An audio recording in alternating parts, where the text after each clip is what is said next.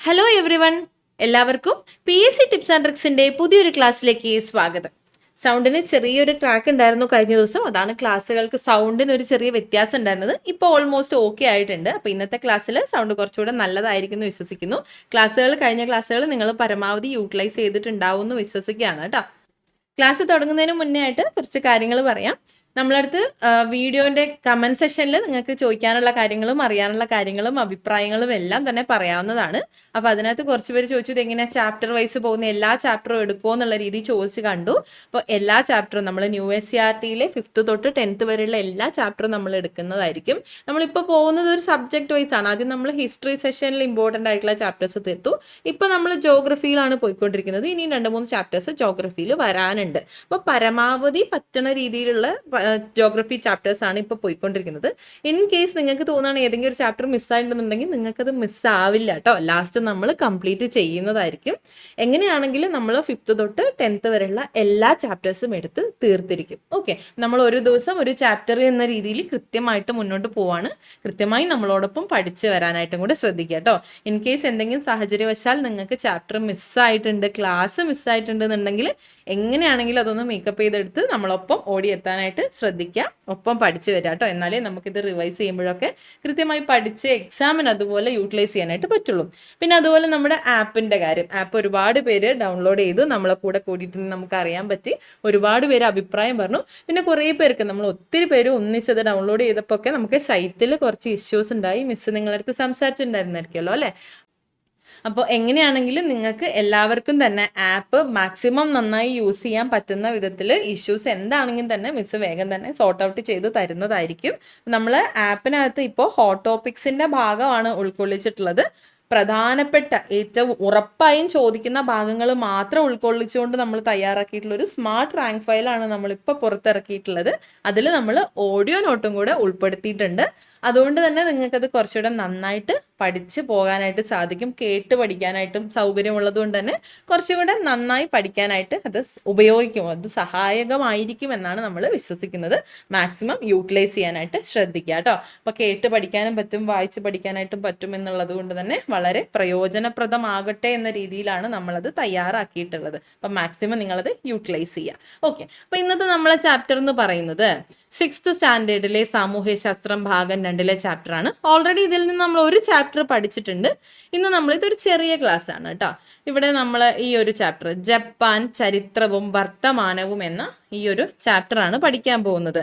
നിങ്ങൾ Telegram channel subscribe ചെയ്തവരാണെങ്കിൽ നിങ്ങൾക്ക് already ഈ ഒരു ചാപ്റ്റർ ഏതാണ് നാളത്തേക്കുള്ള ചാപ്റ്റർ എന്നുള്ളതൊക്കെ അറിഞ്ഞിട്ടുണ്ടാവും. അപ്പോൾ ടെലിഗ്രാം ചാനലിൽ ജോയിൻ ചെയ്തിട്ടില്ലാത്തവർ എത്രയും പെട്ടെന്ന് ജോയിൻ ചെയ്യുക. നമ്മളെ ചാനലിൻ്റെയും ആപ്പിൻ്റെയും ഒക്കെ അപ്ഡേഷൻസും മറ്റു കാര്യങ്ങളും എല്ലാം തന്നെ ആ ഒരു ടെലിഗ്രാം ചാനലിലൂടെയാണ് നമുക്ക് അറിയാൻ പറ്റുക. അതുകൂടാതെ നിങ്ങളുടെ എന്തെങ്കിലും ഡൗട്ടും മറ്റു കാര്യങ്ങളും ചർച്ച ചെയ്യാൻ വേണ്ടി നമ്മൾ പ്രത്യേകം വേറൊരു ഗ്രൂപ്പും കൂടെ ക്രിയേറ്റ് ചെയ്തിട്ടുണ്ട്. അപ്പോൾ നിങ്ങൾ അതിൽ ജോയിൻ ചെയ്യുകയാണെങ്കിൽ ഡൗട്ടോ മറ്റു കാര്യങ്ങൾ എന്താണെങ്കിലും നമ്മുടെ ചാനലുമായി ബന്ധപ്പെട്ട് പഠിക്കുന്നതുമായി ബന്ധപ്പെട്ട കാര്യങ്ങളൊക്കെ ആ ഒരു ഗ്രൂപ്പിലും ചോദിക്കാവുന്നതാണ് കേട്ടോ. ഓക്കെ, അപ്പോൾ നമ്മുടെ ഇന്നത്തെ ചാപ്റ്റർ ജപ്പാൻ ചരിത്രവും വർത്തമാനവും. നമ്മൾ സമുദ്രങ്ങളെ കുറിച്ച് പഠിച്ചതാണ്. അപ്പോൾ നമ്മൾ പഠിച്ച പസഫിക് സമുദ്രത്തിന്റെ ഏഷ്യയിലെ കിഴക്കൻ ഏഷ്യയിൽ വരുന്ന പസഫിക് സമുദ്രത്തിന്റെ തീരത്തുള്ള ഒരു ദ്വീപ സമൂഹമാണ് ഈ ജപ്പാൻ എന്ന് പറയുന്നത്. ജപ്പാന്റെ ചരിത്രവും വർത്തമാനവുമാണ് ഈ ഒരു ചാപ്റ്ററിൽ നമ്മൾ പഠിക്കാനായിട്ട് പോകുന്നത്. ഇത് ഈ ഒരു കുട്ടിയെ കണ്ടോ? ഈ കുട്ടിയാണ് സഡാക്കോ സസാക്കി എന്ന ഈ കുട്ടി.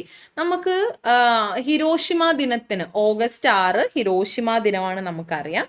August 6 നമ്മൾ സ്കൂളിലൊക്കെ ഈ കടലാസ് കൊറ്റികളെയൊക്കെ ഉണ്ടാക്കി കൊണ്ടുപോകാറില്ലേ? സഡാക്കോ പക്ഷികളാണെന്ന് പറഞ്ഞിട്ട് സഡാക്കോ കൊറ്റികളെ ഉണ്ടാക്കി കൊണ്ടുപോകാറില്ലേ? അപ്പൊ അതുമായി ബന്ധപ്പെട്ട ഒരു ചെറിയ കഥയാണ്. കുറെ പേർക്കൊക്കെ അറിയുന്നുണ്ടാവും. അതാണ് ഇവിടെ ഫസ്റ്റ് ഈ ഒരു ചാപ്റ്ററിന്റെ ആദ്യ ഭാഗത്ത് കൊടുത്തിട്ടുള്ളത്. 1945 August 6 സഡാക്കോ സസാക്കിക്ക് 2 വയസ്സാണ്. ഹിരോഷിമയിൽ നിന്ന് 2 കിലോമീറ്റർ അകലെയായിരുന്നു സസാക്കി താമസിച്ചിരുന്നത്. ആകാശത്തിലൂടെ വിമാനങ്ങൾ പറന്നു നടക്കുന്ന കാഴ്ച കൗതുകത്തോടെ സസാക്കി നോക്കി നിന്നു. പക്ഷേ ആ കൗതുകം അല്പസമയത്തിനുള്ളിൽ ഇല്ലാതെയായി. വിമാനത്തിൽ നിന്നും വർഷിച്ച ബോംബിന്റെ തീജ്വാലകൾ ലക്ഷക്കണക്കിന് മനുഷ്യരുടെ ജീവൻ അപഹരിച്ചു. അല്പം അകലെയായിരുന്ന സസാക്കിയോട് ആ തീജ്വാലകൾ കരുണ കാണിച്ചു. കാലം കടന്നുപോയി. അണുബോംബിൽ നിന്ന് പ്രസരിച്ച അണുവികിരണങ്ങൾ ചുറ്റുമുള്ളവരെ കൊന്നൊടുക്കിക്കൊണ്ടേയിരുന്നു. സഡാക്കോ സസാക്കിയോടും കാലം കരുണ കാണിച്ചില്ല. രക്താർബുദത്തിന്റെ രൂപത്തിൽ സസാക്കിയെയും അണുവികിരണങ്ങൾ ആക്രമിച്ചു. ആശുപത്രി കിടക്കയിലും സസാക്കി ആശ കൈവെടിഞ്ഞില്ല. ആശുപത്രിയിൽ തന്റെ സുഹൃത്ത് ചിസുക്കോ ഹമാമോട്ടോ വരാറുണ്ടായിരുന്നു. ഒരു ദിവസം ഹമാമോട്ടോ കടലാസ് കൊണ്ട് കൊക്കിനെ ഉണ്ടാക്കാൻ സസാക്കിയെ പഠിപ്പിച്ചു. ജപ്പാൻകാർക്ക് ഒരു വിശ്വാസമുണ്ടായിരുന്നു. 1000 കൊക്കുകൾ ഉണ്ടാക്കിയാൽ അവർ ആഗ്രഹിക്കുന്ന കാര്യം സാധിക്കുമെന്ന്. അത് സസാക്കിയെ ആവേശം കൊള്ളിച്ചു. 1000 കൊക്കുകൾ ഉണ്ടാക്കും, താൻ രോഗമുക്തയാകും എന്ന് അവൾ വിശ്വസിച്ചു. കടലാസ് കിട്ടാൻ അന്നത്ര എളുപ്പമായിരുന്നില്ല. മരുന്നു പൊതിഞ്ഞിരുന്ന കടലാസുകൾക്കായി അവർ അടുത്ത മുറികളിൽ കയറി ഇറങ്ങി. സ്കൂളുകളിൽ നിന്നും കൂട്ടുകാർ കടലാസുകൾ എത്തിച്ചു കൊടുത്തു. എന്നാൽ വിധി മറ്റൊന്നായിരുന്നു. 1000 കൊക്കുകൾ എന്ന പ്രതീക്ഷ പൂർത്തിയാക്കാൻ രോഗം സസാക്കിയെ അനുവദിച്ചില്ല. 644 കൊക്കുകൾ മാത്രം പൂർത്തിയാക്കി 1955 ഒക്ടോബർ 25-ന് സസാക്കി ഈ ലോകത്തോട് വിട പറഞ്ഞു. പ്രിയ സുഹൃത്ത് ചിക്കുസോ ഹമാമോട്ടോ നിറ കണ്ണുകളോടെ സസാക്കിക്ക് വേണ്ടി 1000 കൊക്കുകൾ പൂർത്തിയാക്കി. ആ പ്രിയപ്പെട്ട കൊക്കുകൾക്കൊപ്പമാണ് സസാക്കിയെ അടക്കം ചെയ്തത്. കടപ്പാട് Sadako and the 1000 paper cranes. ഈ ഒരു പുസ്തകം ഇതൊരു പ്രധാനപ്പെട്ട പോയിന്റാണ്. ഇവിടെ PSC ചോദിക്കാൻ സാധ്യതയുള്ള ഈ ഒരു പോയിന്റാണ്. ഈ ഒരു പുസ്തകം എഴുതിയത് ആരാണ്?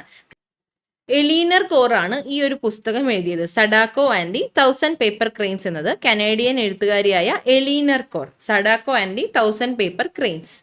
അപ്പൊ നമ്മളിവിടെ പറഞ്ഞു വന്നത് എന്താണ്? 1945 ഹിരോഷിമയിലെ അമേരിക്കയുടെ അണുബോംബ് ആക്രമണത്തിൽ രക്തസാക്ഷിയാകേണ്ടി വന്ന ഒരു ജാപ്പനീസ് പെൺകുട്ടിയാണ് ഇത്, സഡാക്കോ സസാക്കി. ഈ പുസ്തകം എഴുതിയത് Sadako and the 1000 paper cranes എന്ന പുസ്തകം എഴുതിയത് കനേഡിയൻ റൈറ്റർ ആയിട്ടുള്ള എലീനർ കോർ ആണ്. ഇന്നും പ്രത്യാശയുടെ പ്രതീകമായി എത്തുന്ന കടലാസു കൊക്കുകൾക്ക് സഡാക്കോ സസാക്കിയുടെ വേദനയുണ്ട്, പ്രതീക്ഷയുണ്ട്. അതിനൊപ്പം സമാധാനത്തിനു വേണ്ടിയുള്ള പുഞ്ചിരിയുമുണ്ട്. ലോക ജനതയെ ഞെട്ടിച്ച സംഭവമായിരുന്നു 1945 ഓഗസ്റ്റ് 6-ന് ജപ്പാനിലെ ഹിരോഷിമയിലും ഓഗസ്റ്റ് 9-ന് നാഗസാക്കിയിലും അമേരിക്ക അണുബോംബ് വർഷിച്ചത്. ഇതിന്റെ പ്രത്യാഘാതങ്ങൾ ഇന്നും ജപ്പാൻ ജനത അനുഭവിച്ചു വരുന്നു. ബോംബ് ആക്രമണത്തിൽ നിശേഷം തകർന്നടിഞ്ഞ ജപ്പാൻ അതിവേഗം ഉയർത്തെണീറ്റ് ഇന്ന് ലോകത്തെ വികസിത രാജ്യങ്ങളിൽ ഒന്നായി തലയുയർത്തി നിൽക്കുന്നു എന്നുള്ളതാണ് ഇപ്പോൾ നമ്മൾ മനസ്സിലാക്കേണ്ട വസ്തുത. ജപ്പാന്റെ ചരിത്രമാണ് നമ്മൾ ഈ ഒരു ചാപ്റ്ററിൽ പഠിക്കുന്നത്. കിഴക്കൻ ഏഷ്യയിലെ പസഫിക് തീരത്തുള്ള ഒരു ദ്വീപ സമൂഹമാണ് ജപ്പാൻ. കിഴക്കൻ ഏഷ്യയിലെ പസഫിക് തീരത്തുള്ള ദ്വീപ സമൂഹമാണ് ജപ്പാൻ. ആയിരക്കണക്കിന് ദ്വീപുകളാണ് ജപ്പാനിലുള്ളത്. എന്നാൽ 4 ദ്വീപുകളിൽ മാത്രമാണ് ജനവാസം ഉള്ളൂ. ഓക്കെ, ഈ 4 ദ്വീപുകളിലായിട്ടാണ് ജപ്പാൻ ജനതയിൽ ഭൂരിഭാഗവും അധിവസിക്കുന്നത്. ഏതൊക്കെയാണ് 4 ദ്വീപുകൾ? ഇത് നോക്കിക്കേ, ലോക ഭൂപടത്തിൽ ഇവിടെയായിട്ടാണ് ജപ്പാൻ വരുന്നത്. ജപ്പാന്റെ അധികമായും ജനവാസമുള്ള ഈ ഒരു ഭാഗം എന്ന് പറയുന്നത് ഹൊക്കൈഡോ, ഹോൻഷു, ഷിക്കോഗു, ക്യുഷു എന്നിവിടങ്ങളിലാണ് പ്രധാനമായും ജപ്പാൻ ജനതയിൽ ഭൂരിഭാഗവും വസിക്കുന്നത്. Okay, Hokkaido, Honshu, Shikoku, Kyushu. Okay, വിശാലമായ കടൽ തീരങ്ങൾ, ഉയർന്ന മലനിരകൾ, പർവ്വതങ്ങൾ എന്നിവ ജപ്പാന്റെ ഭൂപ്രകൃതിയുടെ സവിശേഷതകളാണ്. നിരന്തരം ഭൂകമ്പങ്ങളും അഗ്നിപർവ്വത സ്ഫോടനങ്ങളും അഭിമുഖീകരിക്കുന്ന രാജ്യം കൂടിയാണ് ജപ്പാൻ. എങ്കിലും രാജ്യങ്ങളിൽ ഇത്തരത്തിൽ വെല്ലുവിളികൾ നിലനിൽക്കുമ്പോൾ പോലും ലോകത്തെ വികസിത രാജ്യങ്ങളിൽ ഒന്നായി ഇന്നും ജപ്പാൻ തല ഉയർത്തി നിൽക്കുന്നുണ്ട്. അവിടുത്തെ നദികൾ പൊതുവെ കുത്തനെ ഒഴുകുന്നതും വേഗത കൂടിയതുമാണ്. ജപ്പാനിലെ ഏറ്റവും നീളം കൂടിയ നദിയാണ് ഷിനാനോ എന്നത്. ഇത് ഇവിടെ പിക്ചറിൽ തന്നിട്ടുള്ളത് ജപ്പാനിലെ ഏറ്റവും നീളം കൂടിയ നദിയായ ഷിനാനോയാണ്. ഷിനാനോ നദിയാണ് ജപ്പാനിലെ ഏറ്റവും നീളം കൂടിയ നദി. പിന്നെ ഇവിടെ നമ്മൾ പറഞ്ഞു, നിരന്തരം ഭൂകമ്പങ്ങളും അഗ്നിപർവ്വത സ്ഫോടനങ്ങളും ജപ്പാൻ അഭിമുഖീകരിക്കുന്നുണ്ട് എന്ന്. ജപ്പാനിലെ ഒരു അഗ്നിപർവ്വതത്തിന്റെ പിക്ചറാണ് ഇവിടെ തന്നിട്ടുള്ളത്. മൗണ്ട് ഫ്യൂജി, ജാപ്പനീസ് ദ്വീപായിട്ടുള്ള ഇവിടെ നമ്മൾ പറഞ്ഞ ഹോൻഷുവിൽ സ്ഥിതി ചെയ്യുന്ന ഒരു സജീവ സ്ട്രാറ്റോ വോൾക്കാനോയാണ് ഈ പറയുന്ന മൗണ്ട് ഫ്യൂജി എന്നത്. ജപ്പാനിലെ തന്നെ ഏറ്റവും ഉയരമുള്ള പർവ്വതമാണ് ഈ മൗണ്ട് ഫ്യൂജി. ജപ്പാനിലെ ഏറ്റവും ഉയരമുള്ള പർവ്വതമാണ് മൗണ്ട് ഫ്യൂജി. ഓക്കെ, ഏഷ്യൻ ദ്വീപുകളിലെ ഏറ്റവും ഉയരമുള്ള രണ്ടാമത്തെ അഗ്നിപർവ്വതമാണ് ഇത്. ഏഷ്യൻ ദ്വീപുകളിലെ ഏറ്റവും ഉയരമുള്ള രണ്ടാമത്തെ അഗ്നിപർവ്വതമാണ് ഈ മൗണ്ട് ഫ്യൂജി എന്നത്. ഒന്നാമത്തേത് ഇന്തോനേഷ്യൻ ദ്വീപായിട്ടുള്ള സുമാത്രയിലെ മൗണ്ട് കെരൻസ്കി ആണ്. രണ്ടാമത്തേതാണ് ജപ്പാനിലെ ഈ മൗണ്ട് ഫ്യൂജി എന്ന് പറയുന്നത്. ഓക്കെ, ഇത് ജപ്പാനിലെ തന്നെ ഏറ്റവും ഉയരം കൂടിയ പർവ്വതമാണ് മൗണ്ട് ഫ്യൂജി. അപ്പോൾ മൗണ്ട് ഫ്യൂജി ഒരു സജീവ വോൾക്കാനോയാണ്. ജപ്പാനിലെ ഏറ്റവും നീളം കൂടിയ നദി ഷിനാനോ. ഇനി ലോക ഭൂപടം നിരീക്ഷിച്ച് ജപ്പാന്റെ അയൽ രാജ്യങ്ങൾ കണ്ടെത്താൻ പറഞ്ഞിട്ടുണ്ട്. ഏതൊക്കെയാണ് ജപ്പാന്റെ അയൽ രാജ്യങ്ങളായിട്ട് വരുന്നത്? ചെറുതായിട്ടാണെങ്കിലും ഇവിടെ ലോക ഭൂപടം തന്നിട്ടുണ്ട്. ഇവിടെയാണ് ജപ്പാൻ വരുന്നതെന്ന് പറഞ്ഞു. റഷ്യയാണ് പ്രധാനമായും അയൽ രാജ്യമായി വരുന്നത്. പിന്നീട് വരുന്നത് ചൈനയാണ്. പിന്നെ നമുക്ക് നോർത്ത് കൊറിയയും സൗത്ത് കൊറിയയും പറയാവുന്നതാണ്. ഓക്കെ, അപ്പൊ Russia, south Korea, north Korea, China. Okay, ഇനി ചരിത്രത്തിലേക്ക് കടക്കുമ്പോൾ ജപ്പാന്റെ അയൽ രാജ്യങ്ങളായ ചൈനയും കൊറിയയും പ്രാചീന കാലം മുതൽ അവിടുത്തെ സംസ്കാരത്തിൽ സ്വാധീനം ചെലുത്തിയിരുന്നു. കാരണം ഇവരുടെ പ്രധാന ഭക്ഷണം എന്ന് പറയുമ്പോൾ തന്നെ ന്യൂഡിൽസ് ഉൾപ്പെടുന്നുണ്ട്. അത് ചൈനയിൽ നിന്ന് വന്നതാണ്. അതുപോലെ ചില സംസ്കാരത്തിന്റെ കാര്യത്തിലും പ്രാചീന കാലം മുതൽക്കേ തന്നെ ഇവർ സ്വാധീനം ചെലുത്തിയിട്ടുണ്ട്. ചൈനീസ് എഴുത്തു സമ്പ്രദായവും തത്വചിന്തയും സാഹിത്യവും കൊറിയയിലൂടെയാണ് ജപ്പാനിലേക്ക് എത്തിയത്. ചൈനീസ് എഴുത്തു സമ്പ്രദായം, തത്വചിന്ത എന്നിവയും സാഹിത്യവും ഒക്കെ കൊറിയയിലൂടെയാണ് ജപ്പാനിലേക്ക് എത്തിയത്. ജപ്പാനിൽ ബുദ്ധമതം പ്രചരിച്ചതും ഇത്തരത്തിലൂടെയാണ്. ഇത് ജാപ്പനീസ് ബുദ്ധ പ്രതിമയാണ് ഇവിടെ പിക്ചറിൽ തന്നിട്ടുള്ളത്. ജപ്പാനിൽ പ്രധാനമായും പറയുന്നത് ഷിൻഡോയിസവും അതുപോലെ തന്നെ ബുദ്ധമതവുമാണ്. അപ്പൊ ബുദ്ധമതം ജപ്പാനിൽ പ്രചരിച്ചതും ഇതുവഴിയാണ്. ചൈനയും കൊറിയയുടെയും ഒരു സ്വാധീനത്തിന്റെ ഭാഗമായിട്ടാണ്. ഇനി ജപ്പാന്റെ പരമ്പരാഗത ചരിത്രം വിവരിക്കുന്ന കൃതിയാണ് കൊജിഗി എന്നത്. എട്ടാം നൂറ്റാണ്ടിൽ എഴുതപ്പെട്ട കൊജിഗി എന്ന കൃതി. ജപ്പാന്റെ ചരിത്രവും പരമ്പരാഗത ചരിത്രം വിവരിക്കുന്ന കൃതിയാണ് കൊജിഗി. ചരിത്രവും ഇതിഹാസവും ഇടകലർത്തിയ രീതിയിലാണ് ഇത് എഴുതിയിരിക്കുന്നത്. 10ാം നൂറ്റാണ്ടോടെ ചൈനീസ് സാംസ്കാരിക സ്വാധീനത്തിൽ നിന്ന് സ്വതന്ത്രമാക്കാനുള്ള ശ്രമങ്ങൾ ജപ്പാൻ ആരംഭിച്ചിരുന്നു. ഇത് തനതായൊരു സംസ്കാരം രൂപപ്പെടുത്താൻ ജപ്പാനെ സഹായിച്ചു. ചൈനീസ് എഴുത്തു രീതിയെ ലഘൂകരിച്ചുകൊണ്ട് ജാപ്പനീസ് ഭാഷയ്ക്ക് ഒരു പുതിയ ലിപി അവർ രൂപപ്പെടുത്തി. കഥകളും കവിതകളുമായി നിരവധി സാഹിത്യകൃതികൾ ജാപ്പനീസ് ഭാഷയിൽ എഴുതപ്പെട്ടു. കൊട്ടാരം എഴുത്തുകാരിയായിരുന്ന മുറുസാക്കി ഷിക്കിബു എഴുതിയ ജെഞ്ചിയുടെ കഥ, ദി ടെയിൽസ് ഓഫ് ജെഞ്ചി, ഇവയിൽ ഏറെ പ്രസിദ്ധമാണ്. ചരിത്രവും ഇതിഹാസവും ഇടകലർത്തി എഴുതിയ രീതിയിലുള്ള പരമ്പരാഗത ചരിത്രം, ജപ്പാന്റെ പരമ്പരാഗത ചരിത്രം വിവരിക്കുന്ന കൃതിയാണ് 8ാം നൂറ്റാണ്ടിൽ രചിക്കപ്പെട്ട കൊജിഗി എന്നത്. തുടർന്ന് 10ാം നൂറ്റാണ്ടോടെ ചൈനീസ് സംസ്കാരത്തിന്റെ ഒരു അധീനതയിൽ നിന്ന് ജപ്പാൻ സ്വതന്ത്രമാകാൻ ശ്രമിക്കുകയും അതിന്റെ ഭാഗമായി ജപ്പാന് സ്വന്തമായി തനതായൊരു സംസ്കാരം രൂപപ്പെടുത്താൻ കഴിയുകയും ചെയ്തു. പിന്നീട് ചൈനീസ് എഴുത്തു രീതി ലഘൂകരിച്ചുകൊണ്ട് ഇത്തരത്തിലൊരു ജാപ്പനീസ് ലിപി അവർ രൂപപ്പെടുത്തിയെടുക്കുകയാണ് ചെയ്തത്. അതിൽ ധാരാളം കഥകളും കവിതകളും ഒക്കെ എഴുതപ്പെട്ടു. അതിൽ പ്രധാനപ്പെട്ട പ്രസിദ്ധമായ ഒന്നായി വന്നിട്ടുള്ളത് അവിടുത്തെ കൊട്ടാരം എഴുത്തുകാരിയായിരുന്ന മുറുസാക്കി ഷിക്കുബു എഴുതിയിട്ടുള്ള ജെഞ്ചിയുടെ കഥ എന്നതാണ്. ദി ടെയിൽസ് ഓഫ് ജെഞ്ചി, ജെഞ്ചിയുടെ കഥ. ഇനി ഷിൻഡോയിസത്തിലേക്ക് വരുമ്പോൾ നമ്മൾ നേരത്തെ പറഞ്ഞ പോലെ ജപ്പാനിലെ പരമ്പരാഗത മതവിശ്വാസമാണ് ഷിൻഡോയിസം എന്നത്. ഇത് PSC ചോദിച്ചിട്ടുണ്ട്, ഇനിയും ചോദിക്കാൻ സാധ്യതയും ഉണ്ട്. ജപ്പാനിലെ പരമ്പരാഗത മതവിശ്വാസമാണ് ഷിൻഡോയിസം. ദൈവത്തിന്റെ പാത എന്നാണ് ഷിൻഡോ എന്ന വാക്കിന്റെ അർത്ഥം. ദൈവത്തിന്റെ പാത എന്നാണ് ഷിൻഡോ എന്ന വാക്കിന്റെ അർത്ഥം. ആരാധനാമൂർത്തികളെ പൊതുവെ അവർ വിളിച്ചിരുന്നത് കാമി എന്നാണ് കേട്ടോ. കാമി, ആരാധനാമൂർത്തികളെ അവർ പൊതുവെ വിളിച്ചിരുന്നത്, ജപ്പാൻകാർ പൊതുവെ വിളിച്ചിരുന്നത് കാമി എന്നാണ്. സൂര്യദേവതയായ അമതരേസു ആയിരുന്നു ഇതിൽ പ്രധാനം. സൂര്യദേവതയുടെ പിൻഗാമിയായാണ് ചക്രവർത്തിമാരെ കരുതിപ്പോന്നിരുന്നത്. ഷിൻഡോയിസത്തിന്റെ തലവന്മാരായിരുന്നു ഈ ചക്രവർത്തിമാർ. ജപ്പാനിലെ പരമ്പരാഗത മതവിശ്വാസമാണ് ഷിൻഡോയിസം. ഷിൻഡോ എന്ന വാക്കിന്റെ അർത്ഥം ദൈവത്തിന്റെ പാത എന്നാണ്. ഇവർ ആരാധിച്ചിരുന്ന ആരാധനാമൂർത്തികളെ ഇവർ പൊതുവെ കാമി എന്നാണ് വിളിച്ചിരുന്നത്. ഈ ആരാധനാമൂർത്തികളിൽ പ്രധാനപ്പെട്ട ഒരാളായിരുന്നു സൂര്യദേവത. സൂര്യദേവതയെ അവർ അമദരേസു എന്നാണ് വിളിച്ചിരുന്നത്. അമദരേസു. ഈ അമദരേസുവിന്റെ, സൂര്യദേവതയുടെ പിൻഗാമികളായിട്ടാണ് ഇവരുടെ ചക്രവർത്തിമാരെ കരുതി പോന്നിരുന്നത്. അതായത് ഷിൻഡോയിസത്തിന്റെ തലവന്മാരായിരുന്നു അവിടുത്തെ ചക്രവർത്തിമാർ. പ്രാചീന കാലം മുതലേ അവരുടെ ഭക്ഷണം അരിയായിരുന്നു. പ്രാചീന കാലം മുതൽ അരിയായിരുന്നു ജപ്പാൻകാരുടെ പ്രധാന ഭക്ഷണം. വേവിച്ച് കഴിച്ചിരുന്ന ഈ ഭക്ഷണത്തെ ഗൊഹൻ എന്നാണ് അവർ വിളിച്ചിരുന്നത്. അരി ആഹാരം അവർ വേവിച്ചാണ് കഴിച്ചിരുന്നത്. അരിയായിരുന്നു പ്രധാന ഭക്ഷണം. ഇതിനെ അവർ ഗൊഹൻ എന്ന പേരിലാണ് വിളിച്ചിരുന്നത്. ചെറുധാന്യങ്ങളും അവർ ഉപയോഗിച്ചിരുന്നു. മില്ലറ്റ്സും ജപ്പാൻകാർ പ്രാചീന കാലം മുതൽ തന്നെ ഉപയോഗിച്ചിരുന്നു. പോഷകാഹാരം എന്ന നിലയ്ക്ക് മത്സ്യം ഭക്ഷണത്തിന്റെ ഭാഗമായിരുന്നു. മത്സ്യവും അവരുടെ ഭക്ഷണത്തിന്റെ ഭാഗമായിരുന്നു. അസംസ്കൃത മത്സ്യവിഭവമായ സുഷി, നമ്മളിപ്പോൾ ധാരാളം കേട്ടിട്ടുണ്ട്. സുഷി എന്നത് അസംസ്കൃത മത്സ്യവിഭവമാണ് സുഷി.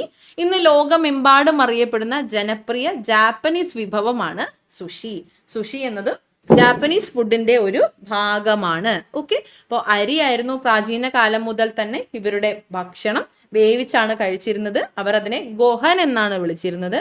ഇവരുടെ ഭക്ഷണ രീതിയിൽ ചെറുധാന്യങ്ങളും ഉൾപ്പെട്ടിരുന്നു. പോഷകാഹാരത്തിന്റെ ഉറവിടം എന്ന നിലയ്ക്ക് മത്സ്യവും ഇവരുടെ ഭക്ഷണത്തിന്റെ ഭാഗമായിരുന്നു. അതുകൂടാതെ ലോകമെമ്പാടും അറിയപ്പെടുന്ന ജാപ്പനീസ് വിഭവം എന്നറിയപ്പെടുന്നത് സുഷിയാണ്. അസംസ്കൃത മത്സ്യവിഭവമായിട്ടുള്ള സുഷി. ഓക്കെ, അപ്പൊ നമ്മളിപ്പോൾ ധാരാളം വ്ളോഗുകളിലും മറ്റുമൊക്കെ ജാപ്പനീസ് ഫുഡ് എന്ന രീതിയിൽ സുഷി കാണാറുണ്ട്. കുറേയൊക്കെ നമ്മുടെ നാട്ടിലും ഇപ്പോൾ അവൈലബിൾ ആണ് അല്ലേ. ചൈനീസ് സ്വാധീനത്തിന്റെ ഫലമായി ന്യൂഡിൽസും അവരുടെ ഭക്ഷണത്തിന്റെ ഭാഗമായി. നമ്മൾ നേരത്തെ പറഞ്ഞ പോലെ ചൈനയുടെയും കൊറിയയുടെയും സ്വാധീനം വിവിധ തലത്തിൽ ജപ്പാനെ സ്വാധീനിച്ചിട്ടുണ്ട്. അപ്പോൾ ചൈനീസ് സ്വാധീനത്തിന്റെ ഫലമായിട്ടാണ് ന്യൂഡിൽസും ജപ്പാൻകാരുടെ ഭക്ഷണത്തിന്റെ ഭാഗമായി മാറിയത്. ഇനി ഇതെവിടെ പറഞ്ഞ പോലെ കിമോണോ, ജപ്പാനിലെ പരമ്പരാഗത വസ്ത്രമാണ് കിമോണോ എന്ന് പറയുന്നത്. ഇതും നമ്മൾ ധാരാളം സോഷ്യൽ മീഡിയ വഴി നമുക്ക് പരിചിതമായിട്ടുള്ള ഒന്നാണ്. കിമോണോ ജപ്പാൻകാരുടെ പരമ്പരാഗത വസ്ത്രമാണ്. രാജസദസ്സുകളിലാണ് ഇത് പ്രധാനമായും ഉപയോഗിച്ചിരുന്നത്. സ്ത്രീകളും പുരുഷന്മാരും കിമോണോ എന്ന വസ്ത്രം ഉപയോഗിക്കുന്നുണ്ട്. സ്ത്രീകളും പുരുഷന്മാരും ഒരുപോലെ തന്നെയാണ് കിമോണോ എന്ന വസ്ത്രം ഉപയോഗിക്കുന്നത്. ചൈനക്കാർക്കിടയിൽ പ്രചാരത്തിലുണ്ടായിരുന്ന നീളൻ വസ്ത്രങ്ങൾക്ക് സമാനമായിരുന്നു ഇത്. ഇവിടെയും കണ്ടോ, ചൈനയുടെ ഒരു സ്വാധീനം നമുക്ക് കാണാനായി സാധിക്കുന്നുണ്ട്. ചൈനക്കാർക്കിടയിൽ പ്രചാരത്തിലുണ്ടായിരുന്ന നീളൻ വസ്ത്രങ്ങൾക്ക് സമാനമായിരുന്നു, ലോങ് റോബിന് സമാനമാണ് ഇവിടുത്തെ ജപ്പാനിലെ പരമ്പരാഗത വസ്ത്രമായിട്ടുള്ള കിമോണോ എന്നത്. ഇനി ഈ ഒരു വർക്ക്ഷീറ്റ് ഒന്ന് കംപ്ലീറ്റ് ചെയ്ത് നോക്കിക്കേ. നമ്മളിപ്പോൾ പറഞ്ഞതുമായി ബന്ധപ്പെട്ടാണ് ഇതൊക്കെ കംപ്ലീറ്റ് ചെയ്യേണ്ടത്. സാഹിത്യത്തിൽ നമുക്ക് പറയാം, ജപ്പാന്റെ പരമ്പരാഗത ചരിത്രം വിവരിക്കുന്ന കൃതിയായിട്ടുള്ള കൊജിഗി ഇവിടെ പറയാം. അതുപോലെ അവർ വികസിപ്പിച്ചെടുത്ത ലിപിയിൽ തയ്യാറാക്കിയ പ്രസിദ്ധമായ കൃതി എന്ന് പറഞ്ഞാൽ ജെൻജിയുടെ കഥയും സാഹിത്യത്തിൽ നമുക്ക് പറയാവുന്നതാണ്. പരമ്പരാഗത മതവിശ്വാസം ഏതാണ്? പരമ്പരാഗത മതവിശ്വാസം ഷിൻഡോയിസമാണ്. ഷിൻഡോയിസം. ഭക്ഷണം ഗോഹൻ, സുഷി എന്നിവ നമുക്കിവിടെ പറയാവുന്നതാണ്. ഗോഹൻ, സുഷി. വസ്ത്രം കിമോണോയാണ്, കിമോണോ. ഇനി നമുക്കിവിടെ ഭരണത്തെക്കുറിച്ച്, ജപ്പാന്റെ ഭരണത്തെക്കുറിച്ച് നോക്കാം. കാലങ്ങളായിട്ട് ചക്രവർത്തിമാരാണ് ജപ്പാൻ ഭരിച്ചിരുന്നത്. നമ്മൾ നേരത്തെ ഷിൻഡോയിസം പറഞ്ഞു വന്നപ്പോൾ പറഞ്ഞിരുന്നു, അവർ എന്താണ് കരുതിയിരുന്നത്? സൂര്യദേവതയുടെ പിൻഗാമിയായിട്ടാണ് ചക്രവർത്തിമാരെ കരുതിയിരുന്നത്. അപ്പോൾ കാലങ്ങളായിട്ടാണ് ജപ്പാൻ ചക്രവർത്തിമാർ ഭരിച്ചു പോന്നിരുന്നത്. എന്നാൽ 12ാം നൂറ്റാണ്ടൊക്കെ ആയപ്പോഴത്തേക്കും രാജ്യത്തിന്റെ ഭരണം ചക്രവർത്തിമാരിൽ നിന്ന് ഷോഗന്മാർ എന്നറിയപ്പെടുന്ന സൈനിക മേധാവികളുടെ കയ്യിലേക്ക് എത്തിച്ചേരുകയാണ് ചെയ്തത്. അതാണ് ഷോഗൻ ഭരണത്തെക്കുറിച്ച് നമ്മൾ ഇനി പറയുന്നത്. അപ്പോൾ 12ാം നൂറ്റാണ്ടൊക്കെ ആയപ്പോഴത്തേക്കും ചക്രവർത്തിമാരുടെ കയ്യിൽ നിന്നും ഭരണം സൈനിക മേധാവികളായിരുന്ന ഷോഗന്മാരുടെ കയ്യിലേക്ക് എത്തിച്ചേർന്നു. നാമമാത്ര ഭരണാധികാരിയായി തീർന്ന ചക്രവർത്തിയുടെ പേരിൽ ഷോഗന്മാർ ഭരണം നടത്തി. ഈ ഭരണത്തിന് കീഴിൽ ജപ്പാനെ 250-ലധികം പ്രാദേശിക മേഖലകളാക്കി വിഭജിച്ചു. അവയുടെ നിയന്ത്രണം ഡെയ്മിയോ എന്ന് വിളിക്കപ്പെടുന്ന പ്രഭുക്കളുടെ ഭരണത്തിന് കീഴിലാക്കി. ഭരണത്തിൽ സ്വാധീനമുണ്ടായിരുന്ന യോദ്ധാക്കളുടെ വിഭാഗമായിരുന്നു സമുറായികൾ. ഇവർ ഷോഗന്മാരെയും ഡെയ്മിയോമാരെയും സേവിച്ചു. 19-ാം നൂറ്റാണ്ടിൽ നടന്ന മെയ്ജി പുനഃസ്ഥാപനം ഷോഗൻ ഭരണം ജപ്പാനിൽ അവസാനിപ്പിക്കുന്നതിന് കാരണമായി. അപ്പൊ ജപ്പാനിൽ ഒരു കാലത്ത് ഭരിച്ചിരുന്ന ഷോഗൻ ഭരണത്തെക്കുറിച്ചാണ് ഇവിടെ പറയുന്നത്. ആദ്യം ജപ്പാൻ ഭരിച്ചിരുന്നത് ചക്രവർത്തിമാരായിരുന്നു. കുറെ കാലങ്ങളായിട്ട് ജപ്പാൻ ഭരിച്ചിരുന്നത് ചക്രവർത്തിമാരായിരുന്നു. എന്നാൽ 12-ാം നൂറ്റാണ്ടായപ്പോഴത്തേക്കും ചക്രവർത്തിമാരിൽ നിന്നും ഷോഗന്മാർ ഭരണം ഏറ്റെടുക്കുക, അല്ലെങ്കിൽ അവരുടെ കൈകളിലേക്ക് ഭരണം എത്തിച്ചേരുകയായിരുന്നു ചെയ്തിട്ടുണ്ടായിരുന്നത്. ഈ ഷോഗന്മാർ എന്ന് പറയുന്നത് സൈനിക മേധാവികളായിരുന്നു. ഈ സമയത്ത് ചക്രവർത്തിമാർ നാമമാത്ര ഭരണാധികാരികൾ മാത്രമായി നിലനിൽക്കുമ്പോൾ ഇവരെ മുന്നിൽ നിർത്തിക്കൊണ്ട് ഷോഗന്മാർ ഭരണം നടത്തുകയാണ് ചെയ്തത്. എങ്ങനെ? ജപ്പാനെ 250-ലധികം പ്രാദേശിക മേഖലകളാക്കി വിഭജിച്ചുകൊണ്ട് ജപ്പാനിൽ ഷോഗന്മാർ ഭരണം നടത്തി. അപ്പൊ ഇത്രയധികം ഭാഗങ്ങളാക്കി മാറ്റുമ്പോൾ ഇവയുടെ ഭരണം ഡെയ്മിയോ എന്ന് വിളിക്കപ്പെടുന്ന പ്രഭുക്കളുടെ ഭരണത്തിന് കീഴിലാക്കുകയാണ് ചെയ്തത്. അപ്പൊ എന്താണ് ഡെയ്മിയോ എന്ന് ഇവിടെ കൊടുത്തിട്ടുണ്ട്. ജപ്പാനിലെ ഫ്യൂഡൽ പ്രഭുക്കന്മാരായിരുന്നു ഡെയ്മിയോകൾ.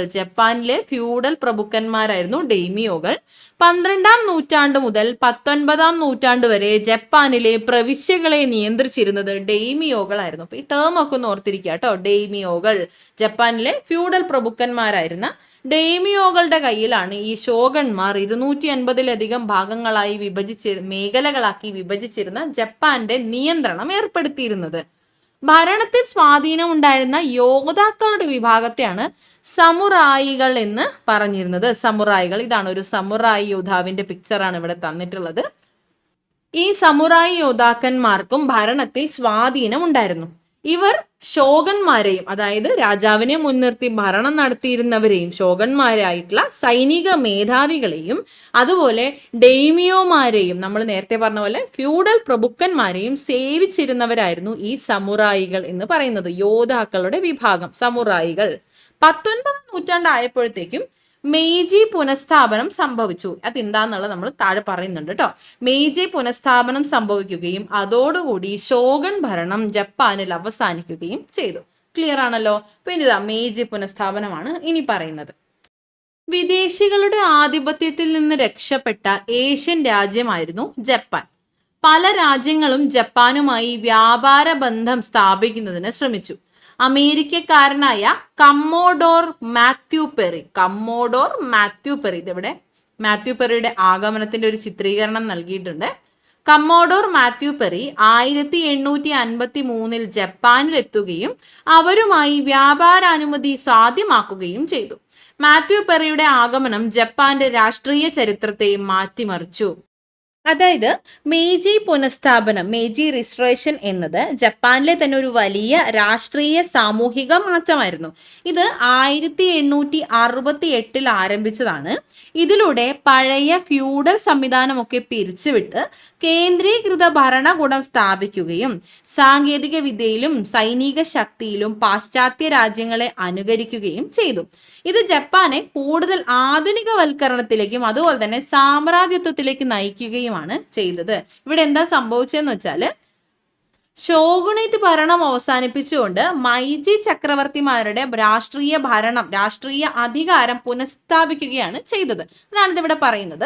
1868 നടന്ന ഒരു നീക്കത്തിലൂടെ ഷോഗന്മാർ അധികാരത്തിൽ നിന്ന് ബലമായി പുറത്താക്കപ്പെടുകയും ചക്രവർത്തി സുപ്രധാന അധികാര കേന്ദ്രമായി തിരിച്ചു വരികയും ചെയ്തു. നമ്മൾ നേരത്തെ കണ്ടത് ഷോഗന്മാർ ഇവരുടെ രാജ്യത്തിന്റെ ഭരണം ചക്രവർത്തിമാരിൽ നിന്ന് ഷോഗന്മാർ കയ്യിലാക്കുകയാണ് ചെയ്യുന്നത്. അതിനുശേഷം 1868 ഒരു നീക്കം നടക്കുകയും അതേ തുടർന്ന് ഷോഗന്മാർ അധികാരത്തിൽ നിന്ന് ബലമായി പുറത്താക്കപ്പെടുകയും അതേ തുടർന്ന് ചക്രവർത്തി സുപ്രധാന അധികാര കേന്ദ്രമായി തിരിച്ചു വരികയുമാണ് ചെയ്തത്.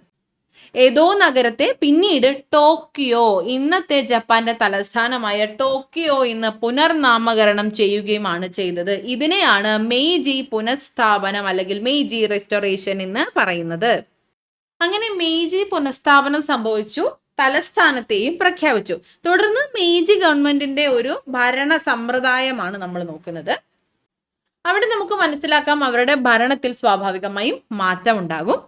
ഫുക്കോകു ക്യോഹി. ഫുക്കോകു ക്യോഹി സമ്പന്നമായ രാജ്യം, ശക്തമായ സൈന്യം എന്ന ആശയത്തിൽ ഊന്നൽ നൽകിക്കൊണ്ടാണ് പുതിയ നയത്തിന് മെയ്ജി ഗവൺമെന്റ് തുടക്കം കുറിച്ചത്.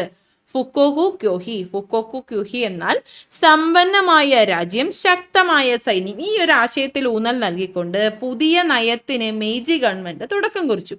രാജ്യത്തെ ശക്തിപ്പെടുത്തുന്നതിനായിട്ട് മെയ്ജി ഗവൺമെന്റ് പുതിയ ഭരണ സമ്പ്രദായം നടപ്പിലാക്കി. സൈന്യത്തെയും ഉദ്യോഗസ്ഥരെയും ചക്രവർത്തിയുടെ നേരിട്ടുള്ള നിയന്ത്രണത്തിന് കീഴിലാക്കി. 20 വയസ്സ് തികഞ്ഞ എല്ലാ യുവാക്കൾക്കും നിശ്ചിത കാലയളവ് സൈനിക സേവനം നിർബന്ധമാക്കി മാറ്റി. ഇത്തരത്തിൽ പുതിയ ഭരണ സമ്പ്രദായമാണ് ഈ മെയ്ജി ഗവൺമെന്റ് മുന്നോട്ട് വെക്കുന്നത്. ഇവിടെ പറഞ്ഞിരിക്കുന്ന പ്രത്യേക വിദ്യാഭ്യാസ സമ്പ്രദായം എന്താണെന്ന് വെച്ചാൽ 1870കളിൽ ജപ്പാൻ പുതിയ വിദ്യാഭ്യാസ സമ്പ്രദായത്തിന് തുടക്കം കുറിച്ചു. അവിടെ കൊണ്ടുവന്ന മാറ്റങ്ങളാണ് ഇത് ഇവിടെ പറഞ്ഞിട്ടുള്ളത്. എന്തൊക്കെയാണ് വിദ്യാഭ്യാസ സമ്പ്രദായത്തിൽ കൊണ്ടുവന്ന മാറ്റങ്ങൾ? ആൺകുട്ടികൾക്കും പെൺകുട്ടികൾക്കും വിദ്യാഭ്യാസം നിർബന്ധമാക്കി. ആൺകുട്ടികൾക്കും പെൺകുട്ടികൾക്കും ഒരുപോലെ വിദ്യാഭ്യാസം നിർബന്ധമാക്കി. പാശ്ചാത്യ മാതൃകകൾ അടിസ്ഥാനമാക്കിയുള്ള പാഠ്യപദ്ധതി രൂപപ്പെടുത്തുകയാണ് ചെയ്തത്. പാശ്ചാത്യ മാതൃകകൾ അടിസ്ഥാനമാക്കി പാഠ്യപദ്ധതി രൂപപ്പെടുത്തി. രാജ്യത്തോടുള്ള കൂറിനും ജാപ്പനീസ് ചരിത്രത്തെക്കുറിച്ചുള്ള പഠനത്തിനും അവർ ഊന്നൽ നൽകി. രാജ്യത്തോടുള്ള കൂറ് വർദ്ധിപ്പിക്കണം, അതുപോലെ തന്നെ ജാപ്പനീസ് ചരിത്രം അറിഞ്ഞുള്ള പഠനവുമാണ് അവർ ഊന്നൽ നൽകി പഠിപ്പിച്ചത്. കുട്ടികൾ മാതാപിതാക്കളെ ബഹുമാനിക്കുന്നതിനും രാജ്യത്തോട് വിശ്വസ്തരായിരിക്കുന്നതിനും പാഠപുസ്തകങ്ങൾ പ്രാധാന്യം നൽകി. അത്തരത്തിലുള്ള ഒരു വിദ്യാഭ്യാസ സമ്പ്രദായമാണ് ഇവർ മാറ്റങ്ങളിലൂടെ കൊണ്ടുവന്നിട്ടുള്ളത്. പിന്നീട് മെയ്ജി പരിഷ്കാരങ്ങളിലെ മറ്റൊരു പ്രധാന ഘടകമായി പറയാൻ പറ്റുന്നത് സമ്പദ് വ്യവസ്ഥയിലെ ആധുനികവൽക്കരണമാണ്. സമ്പദ് വ്യവസ്ഥയിലെ ആധുനികവൽക്കരണം, അതിലൂടെ സാമ്പത്തിക പുരോഗതിയാണ് ഉണ്ടാവുന്നത്. ഇത്തരത്തിൽ സാമ്പത്തിക പുരോഗതിക്ക് ഇടയാക്കിയ ഘടകങ്ങളാണ് 1870-72 കാലഘട്ടത്തിലെ ടോക്കിയോയ്ക്കും യൊക്കോഹാമ തുറമുഖത്തിനുമിടയിൽ ജപ്പാനിലെ ആദ്യത്തെ റെയിൽവേ പാത നിർമ്മിച്ചത്. ജപ്പാനിലെ ആദ്യത്തെ റെയിൽവേ പാത 1870-72 ടോക്കിയോയ്ക്കും യൊക്കോഹാമയ്ക്കും തുറമുഖത്തിനും ഇടയിലായിട്ടാണ് ജപ്പാനിലെ ആദ്യത്തെ റെയിൽവേ പാത. രണ്ടാമത് തുണി നെയ്ത്തു യന്ത്രങ്ങൾ യൂറോപ്പിൽ നിന്ന് ഇറക്കുമതി ചെയ്തു എന്നതാണ്. തൊഴിലാളികളെ പരിശീലിപ്പിക്കുന്നതിന് വിദേശ സാങ്കേതിക വിദഗ്ധരെ നിയോഗിക്കുകയും ചെയ്യുന്നു. ഇത്തരത്തിലുള്ള പുരോഗതികൾ, ഒരു തരത്തിൽ പറഞ്ഞാൽ നല്ല രീതിയിലുള്ള പരിഷ്കാരങ്ങളാണ് ഈ മെയ്ജി ഭരണം, മെയ്ജി റിസ്റ്ററേഷൻ വഴി കൊണ്ടുവന്നിട്ടുള്ളത്. ജപ്പാനിലെ വിദ്യാർത്ഥികളെ വിദേശത്തേക്ക് അയച്ച് പഠിപ്പിക്കുകയും ചെയ്തു. പഠിപ്പിച്ചു. ആധുനികവൽക്കരണത്തിന്റെ ഭാഗമായി നിരവധി വ്യവസായങ്ങൾ ജപ്പാനിൽ ആരംഭിച്ചു.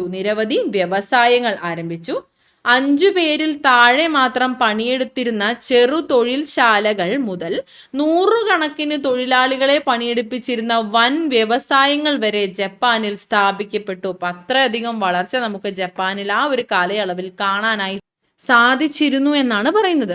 അങ്ങനെ ആധുനിക ദേശരാഷ്ട്രം രൂപീകരിക്കുന്നതിൽ ജപ്പാൻ വിജയിച്ചു.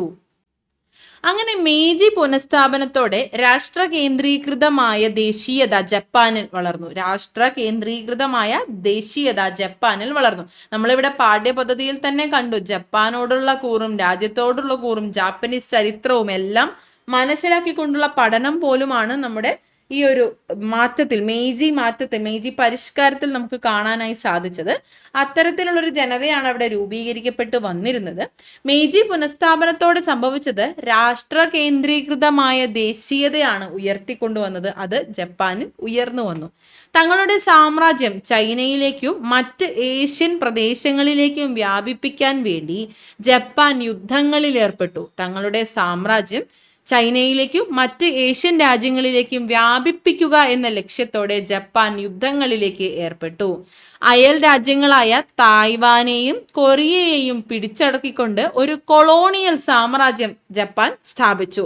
തായ്വാനെയും കൊറിയയെയും പിടിച്ചടക്കി കൊളോണിയൽ സാമ്രാജ്യം ജപ്പാൻ സ്ഥാപിച്ചു. തങ്ങളുടെ സംസ്കാരത്തിന്റെയും ആദർശങ്ങളുടെയും ഉറവിടമായ ചൈനയെയും യൂറോപ്യൻ ശക്തിയായ റഷ്യയെയും ചെറു രാജ്യമായ ജപ്പാൻ പരാജയപ്പെടുത്തി. അതൊരു വലിയ വിജയം തന്നെയായി നമ്മൾ കണക്കാക്കേണ്ടിയിരിക്കുന്നു. അവരുടെ രാജ്യത്തെക്കാൾ ഒത്തിരി അധികം വലിയ രാജ്യമാണ് ചൈനയും അതുപോലെ തന്നെ റഷ്യയും. നമുക്ക് സൈസ് കൊണ്ട് തന്നെ അറിയാം. അത്രയും വലിയ രാജ്യങ്ങളായ, അതുകൂടാതെ അവരുടെ സംസ്കാരത്തിന്റെയും ആദർശങ്ങളുടെയും ഒക്കെ ഉറവിടമാണ് ചൈനയൊക്കെ. ചൈനയെയും യൂറോപ്യൻ ശക്തിയായിട്ടുള്ള റഷ്യയെയും ഈ ചെറു രാജ്യമായിട്ടുള്ള ജപ്പാൻ പരാജയപ്പെടുത്തി. സാമ്രാജ്യ രൂപീകരണത്തിനായുള്ള അവരുടെ തുടർന്നുള്ള ശ്രമങ്ങൾ കൂടുതൽ യുദ്ധങ്ങളിലേക്ക് നയിക്കുകയാണ് ചെയ്തത്. അങ്ങനെ രണ്ടാം ലോക യുദ്ധകാലത്ത് ജപ്പാൻ അമേരിക്കയുടെ പേൾ ഹാർബർ ആക്രമിച്ചു. രണ്ടാം ലോക യുദ്ധകാലത്ത് ജപ്പാൻ അമേരിക്കയുടെ പേൾ ഹാർബർ ആക്രമിച്ചു.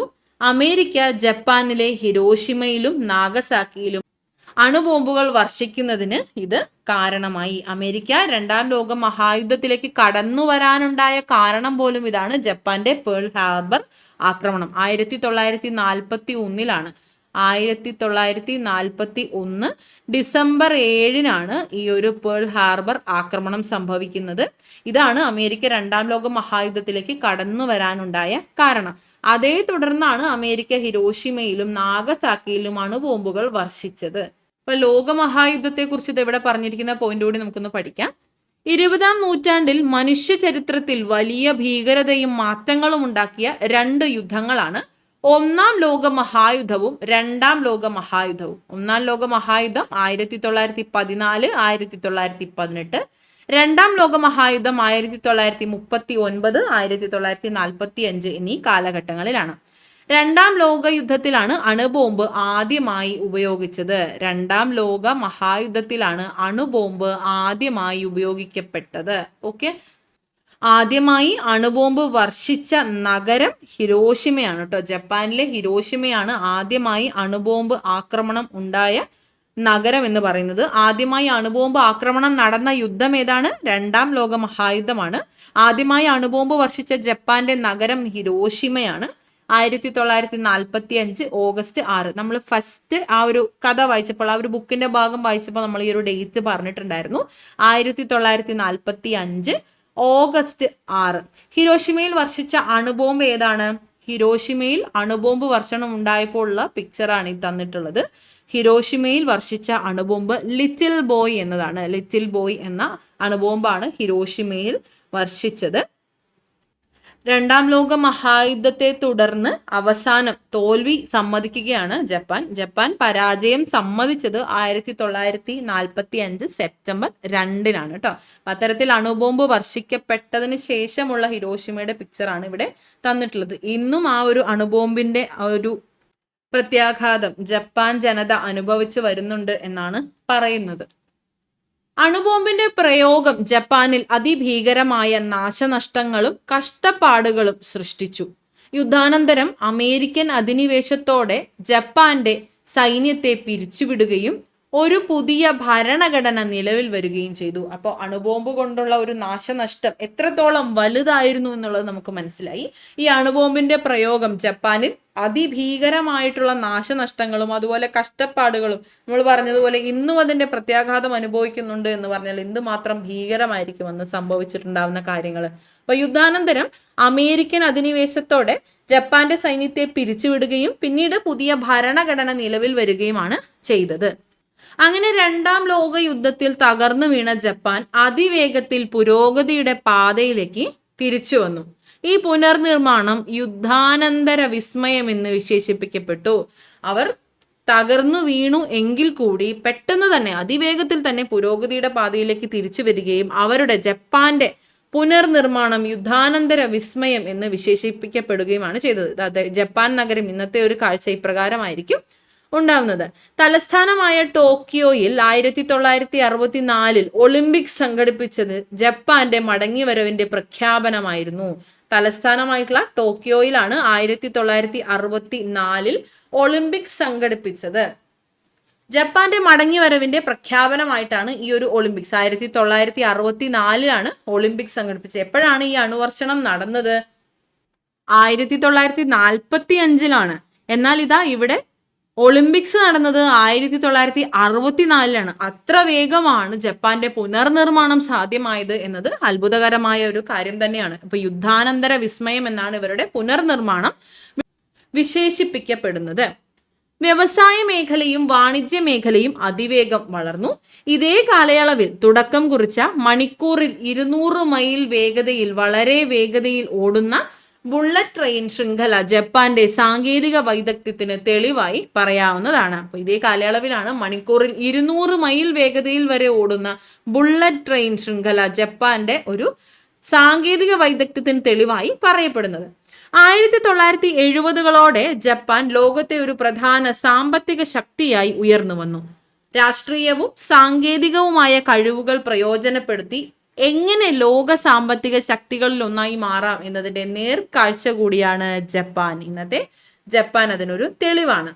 അപ്പൊ ഇത്രയാണ് ഈ ഒരു ചാപ്റ്ററിൽ നമുക്ക് പഠിക്കാനായിട്ടുള്ളത്. ജപ്പാന്റെ ഒരു ചരിത്രവും അതുപോലെ തന്നെ ഇപ്പോഴത്തെ ജപ്പാന്റെ ചരിത്രവും വർത്തമാനവും എന്താണ് ഇന്നത്തെ ഈ ഒരു ചാപ്റ്ററിൽ നമുക്ക് പഠിക്കാനുള്ളത്. ഇവിടെ നമ്മൾ പറഞ്ഞു ജപ്പാന്റെ നഗരങ്ങളിലുണ്ടായ അണുബോംബ് വർഷണത്തെക്കുറിച്ച്. ഇത്തരത്തിൽ ഹിരോഷിമയിലും ജപ്പാന്റെ നഗരങ്ങളായിട്ടുള്ള ഹിരോഷിമയിലും നാഗസാക്കിയിലും അണുബോംബ് ആക്രമണം അതിജീവിച്ചവരെ ഹിബാകുഷ എന്നാണ് പറയുന്നത്. ഹിരോഷിമയിലും നാഗസാക്കിയിലും ഉണ്ടായ അണുബോംബ് സ്ഫോടനത്തെ അതിജീവിച്ച് യാതന അനുഭവിച്ചു വരുന്ന വ്യക്തികളെയാണ് ഹിബാകുഷ എന്ന ജാപ്പനീസ് വാക്കുകൊണ്ട് അർത്ഥമാക്കുന്നത്. ഇതിപ്പോ പറഞ്ഞു എന്തിനാണെന്ന് വെച്ചാൽ 2024 സമാധാനത്തിനുള്ള നൊബേൽ സമ്മാനം ജാപ്പനീസ് സംഘടനയായിട്ടുള്ള നിഹോൻ ഹിൻഡാൻക്യോയ്ക്കാണ് ലഭിച്ചത്. 2024 സമാധാനത്തിനുള്ള നൊബേൽ സമ്മാനം ലഭിച്ചത് ജാപ്പനീസ് സംഘടനയായിട്ടുള്ള നിഹോൻ ഹിൻഡാൻക്യോയ്ക്കാണ്. ഹിരോഷിമയിലും നാഗസാക്കിയിലും അണുബോംബ് ആക്രമണം അതിജീവിച്ചവരുടെ ഒരു സംഘടനയാണ് ഈ നിഹോൻ ഹിൻഡാൻക്യോ എന്നത്. ആണവായുധരഹിത ലോകത്തിനായിട്ട് ഇവർ നടത്തുന്ന പ്രവർത്തനങ്ങൾക്കാണ് ഈ ഒരു പുരസ്കാരം ലഭിച്ചിട്ടുള്ളത് എന്നതാണ് നമ്മളിവിടെ മനസ്സിലാക്കേണ്ട ഒരു പോയിന്റ്. ഇത് 2024 നൊബേൽ സമ്മാനത്തെ കുറിച്ചാണ് പറഞ്ഞത് കേട്ടോ. 2025 ആർക്കാണ്? 2025 സമാധാനത്തിനുള്ള നൊബേൽ പുരസ്കാരം ലഭിക്കുന്നത് വെനസ്വലൻ പ്രതിപക്ഷ നേതാവും ജനാധിപത്യ പ്രവർത്തകയുമായിട്ടുള്ള മരിയ കൊറിന മച്ചാഡോയ്ക്കാണ് ലഭിച്ചിട്ടുള്ളത്. കറണ്ട് അഫയേഴ്സിൽ നമ്മൾ ഓൾറെഡി പറഞ്ഞതാണ്. ജപ്പാനുമായി ബന്ധപ്പെട്ടതായതുകൊണ്ടാണ് ഇത് നമ്മളിപ്പോൾ ഇവിടെ പറഞ്ഞത്. അപ്പൊ അതിന്റെ അപ്ഡേഷൻ എന്ന നിലയിൽ 2025 സമാധാനത്തിനുള്ള നൊബേൽ പുരസ്കാരം ലഭിച്ചത് മരിയ കൊറിന മച്ചാഡോയ്ക്കാണ്. വെനിസ്വലയില് ജനാധിപത്യ അവകാശങ്ങളും മനുഷ്യാവകാശങ്ങളും പ്രോത്സാഹിപ്പിക്കുന്നതിനും അതുപോലെ സ്വേച്ഛാധിപത്യത്തിൽ നിന്ന് ജനാധിപത്യത്തിലേക്കുള്ള നീതിയുക്തമായ മാറ്റത്തിനായി നടത്തിയ പോരാട്ടത്തിനാണ് 2025 ഈ ഒരു സമാധാനത്തിനുള്ള പുരസ്കാരം ലഭിച്ചിട്ടുള്ളത്. 2024 ലഭിച്ചിട്ടുള്ളത് എന്തിനാണ് നമ്മളിപ്പോ പറഞ്ഞ്?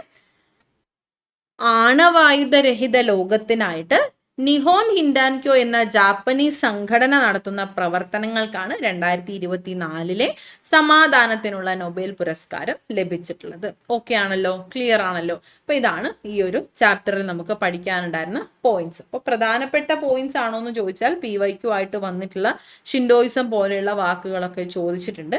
അപ്പോൾ വാക്കുകൾ അറിയാത്ത വാക്കുകൾ ഉണ്ടെങ്കിൽ ഒന്ന് പരിചിതമാക്കി വെക്കുക എന്നത് ഒരു ചാപ്റ്റർ. പിന്നെ നമ്മൾ ആരോ ചോദിച്ചു കണ്ടു എല്ലാ വരികളും വേണോന്ന്. PSCയുടെ കാര്യമാണ്, നമുക്ക് പറയാൻ പറ്റില്ല എവിടുന്ന് എങ്ങനെ എപ്പോൾ ചോദിക്കും എന്നുള്ളത്. അപ്പൊ അതുകൊണ്ട് പഠിക്കുമ്പോൾ നമ്മൾ പൂർണ്ണമായിട്ടും പഠിക്കുക എന്നുള്ളതാണ് നമുക്ക് ചെയ്യാൻ പറ്റുന്ന ഒരു കാര്യം. അത്തരത്തിൽ നഷ്ടം സംഭവിക്കാത്ത രീതിയിൽ മാക്സിമം എല്ലാ പോയിന്റ്സും തന്നെ നമ്മൾ വായിച്ച് പ്രധാനപ്പെട്ട 2 തവണയൊക്കെ പറഞ്ഞ് ഇമ്പോർട്ടൻ്റ് ആയവ മാർക്ക് ചെയ്ത് PYQ സെഷൻസ് വന്നത് നമ്മൾ എടുത്ത് പറഞ്ഞിട്ടൊക്കെയാണ് നമ്മൾ ചാപ്റ്റർ കംപ്ലീറ്റ് ചെയ്യുന്നത് കേട്ടോ. അപ്പോൾ ഇതൊന്നും ഒരു സമയനഷ്ടമായി കണക്കാക്കേണ്ട കാര്യമില്ല. മാക്സിമം നന്നായി തന്നെ പഠിക്കാനായിട്ട് ശ്രദ്ധിക്കുക കേട്ടോ. ഓക്കെ, അപ്പോൾ എല്ലാവരും നന്നായിട്ട് പഠിക്കുക. Thank you so much.